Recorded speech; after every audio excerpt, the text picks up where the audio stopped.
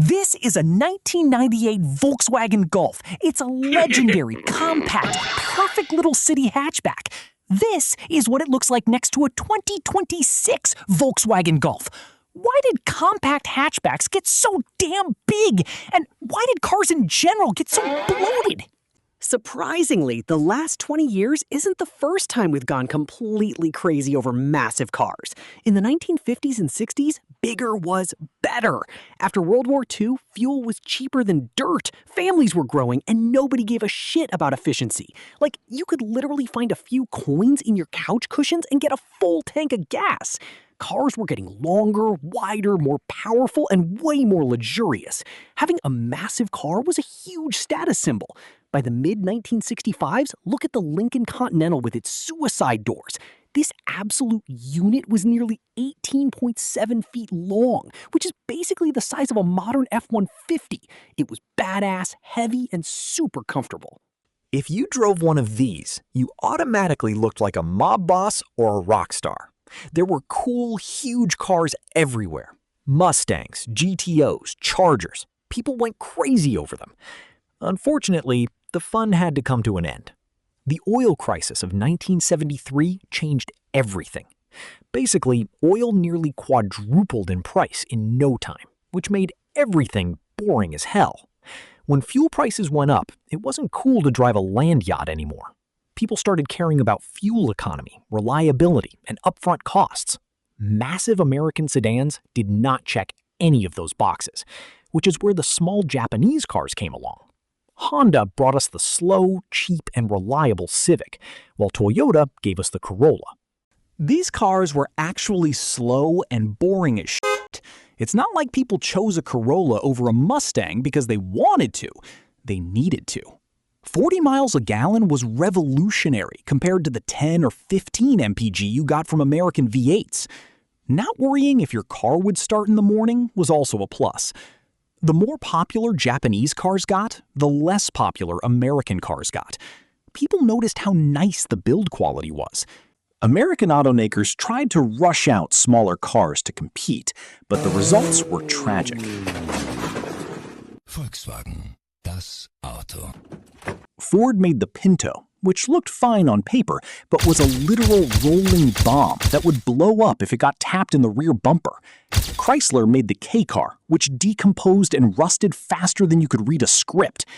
Japanese quality won, and small cars became the new normal.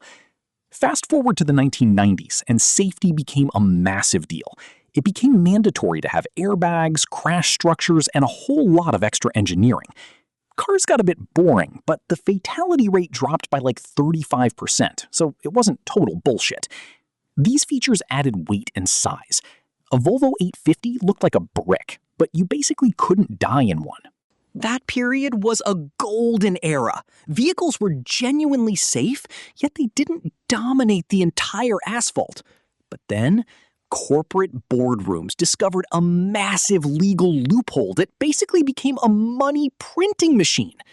Governments were finally clamping down on traditional passenger cars with brutal emission limits.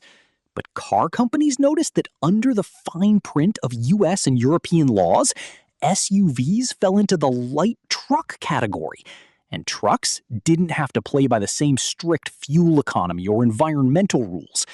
So, these greedy corporate suits slapped a fat, bloated wagon body onto a cheap, rugged pickup frame and pitched it to suburban mothers as the ultimate security blanket for hauling their kids. Nobody actually needed a heavy off-roader just to fetch some milk, but aggressive marketing brainwashed everyone into thinking they did. Just look at the original 1994 Toyota RAV4. It was this cute, tiny 3-door weekend toy. Flash forward to the new 2025 Hyundai Santa Fe. The thing looks like a brutalist concrete factory rolling down the street on wheels. Station wagons and classic hatchbacks were essentially driven to extinction, and now we're practically forced to buy these bloated, oversized crossovers because driving a normal-sized car next to these rolling apartment buildings is f***ing terrifying. And the absolute worst part? This exact same disease infected sports cars. Performance vehicles used to be obsessed with shedding weight. Think about a 90s icon like the Porsche 911 993. It was pure, unfiltered driver engagement that barely cleared a single ton. Now look at the absolute absurdity we have today. The GMC Hummer EV tips the scales at over 9,000 pounds. That is literally more than 4 tons. You practically need a commercial CDL license just to drive a regular passenger vehicle to the gym. Do you even realize how absurd 4 tons is? That's the weight of a fully grown adult Indian elephant. 2 entire studio apartments, or roughly 250 heavy-duty washing machines. I don't know about you, but I do not want a performance machine that rockets from 0 to 60 in 3 seconds flat to feel like 250 flying washing machines hurtling down the highway? What the actual Even the most elite supercar brands bent the knee. Lamborghini built the Urus. Ferrari unleashed the Purosangue. Legendary, track-focused brands are now churning out 16-foot family haulers because rich people want to sit high in the air and pretend the laws of physics don't apply to them. This massive car epidemic boils down to a few major disasters: the seating position, the sheer mass, the blind spots, and our outdated infrastructure. First up, that elevated seating position actively forces people to speed. When you're piloting a tiny Mazda Miata, doing 50 miles an hour feels like you're entering low Earth orbit because your ass is literally scraping the tarmac. You are completely locked in. But when you're cruising at 80 in a brand new Range Rover, it feels exactly like sitting on your living room sofa watching TV. Everything outside moves so slow as shit that you lose all sense of reality, which is exactly why SUV drivers constantly drive like complete idiots. Second, the sheer weight of these things is terrifying. If I accidentally rear-end a guy while driving a Renault Twingo, we dent a bit of plastic, swap insurance, and go about our day. If I slam into someone with a 3.2-ton Cadillac Escalade V, all that massive kinetic energy is going to completely pancake their entire vehicle. It's a literal highway arms race. Everyone is forced to buy a tank because they are absolutely terrified of all the other tanks on the road. Third, the blind spots are straight up lethal. Take a look at the front grills on modern monsters like the BYD Yangwang U8. The top of the hood is literally at the chest level of a grown man. If a pedestrian gets clipped by that, they aren't rolling onto the hood. They are getting sucked straight under the tires. The front blind spot is so massive, you could easily hide an entire kindergarten class out there and the driver wouldn't have a clue. And what is the brilliant industry solution to this? Oh, no worries. Just hand over an extra $5,000 for our premium 360-degree camera package. Awesome. Great. Thanks for charging me to fix your terrible design. Fourth, let's talk about the actual roads. Our cities were paved decades ago when automobiles were normal, reasonable sizes. Good luck trying to maneuver a brand new Audi Q8 through a tight, historic European parking garage. You'll either find out you can't even open your doors to get out, or you'll leave half of your expensive paint job scraped off on a concrete pillar. And don't even get me started on the whole eco-friendly EV marketing myth. Just look at things like the Tesla Cybertruck or the Ram 1500 REV. In order to push these massive, unaerodynamic bricks down the highway with a decent driving range, manufacturers have to stuff them with a battery pack that weighs a literal ton. The battery alone weighs significantly more than an entire 90s Honda Civic. They love to advertise this tech like it's cleanly powered by the power of friendship, but the reality of lithium and cobalt mining completely wrecks local ecosystems and sucks up millions of gallons of water in regions already suffering from extreme droughts. On top of that, manufacturing an EV actually generates way more carbon emissions up front than building a standard gas car. And the electricity used to juice up these giant tanks day after day often comes straight from burning dirty coal at a power plant right outside your city. When you strip away the marketing, these electric SUVs are just heavy, ugly, completely soulless household appliances. They look like giant motorized air fryers that happen to weigh more than the marketing budget used to sell them. I'm also thoroughly convinced that oversized vehicles actively breed terrible drivers. It's the exact same concept as the football helmet effect.